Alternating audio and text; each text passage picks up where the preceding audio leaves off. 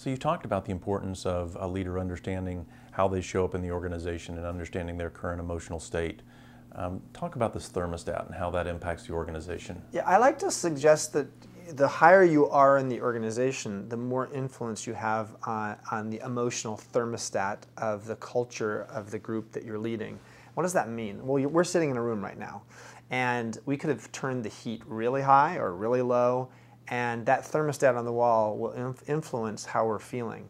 Well, in an organization or in a department, whoever's leading that department represents about 50 to 70% of how the people within that department feel about their work. There's lots of data that shows that. So how we show up as leaders has an enormous impact on how others show up and how they feel about being in that group. Through two downturns, in that dot-com bust downturn, my emotional thermostat was set quite high, and everybody felt it, and they felt confident and engaged. In this downturn, the Great Recession, my thermostat was set very low. I felt very cold, and people felt the coldness, and it was influencing their level of engagement in the organization and was leading to some fear in the organization. So it was very important for me to start understanding how I was showing up, because I'm under the microscope. I had 3,500 employees in the company and was the founder and a bit of an icon. And if I'm not showing up in a way, and if I didn't realize how much I was under the microscope. If I walked in and I didn't have a smile on my face, I realized it affected how people felt the day was going to be.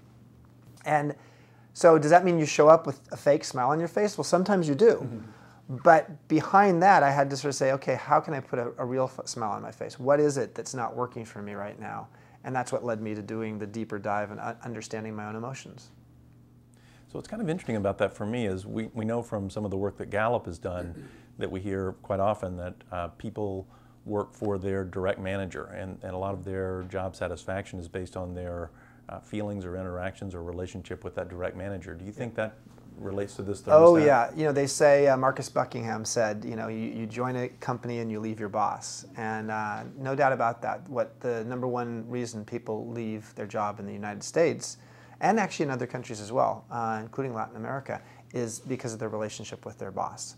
So if you're the boss and you're showing up in an emotionally turbulent place, and if you are constantly reactive in your leadership style, and you create an environment where people are full of fear, fear is a great motivator in the short term. It's a 100-yard dash.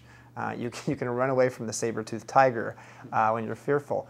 But most work environments are a marathon, and you will burn people out if you have that kind of emotional effect on them. And yet most leaders have no idea. Most leaders don't do 360-degree surveys to get a sense of anonymously how people feel about them as a leader.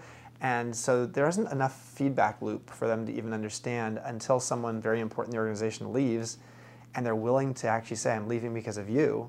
That doesn't happen enough. So that's something you would recommend a leader do is get a 360 so you can see where they... Yes. I believe 360s, I've done them and they're painful at times because you, as the leader, you think you're doing everything right. In my case, I'm not only just the leader, I'm a guy who writes books about leadership, so of course I should be doing it right and I should be perfect. I'm not.